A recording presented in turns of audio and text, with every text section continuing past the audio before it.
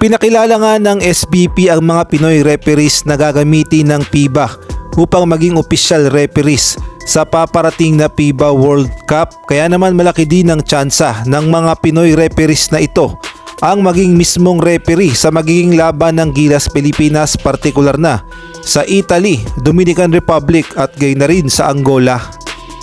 Ang sabi nga sa post ng SBP, SBP is proud to recognize our new Filipino FIBA International Referees, Sir Aaron Ray Cañete, Sir Ralph Lauren Moreto at si Sir Christian Peña Ojas.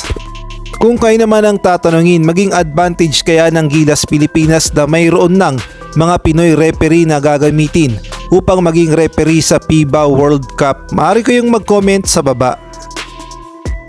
Sa ibang balita naman, dinurog nga ng Ateneo Blue Eagle ang The University of Sydney ng Australia sa nangyayaring World University Basketball Series. Wala ngang nagawa ang Australia sa lakas ng Ateneo Blue Eagle at natapos nga ang laban sa tambak-tambakan na score na 88-50.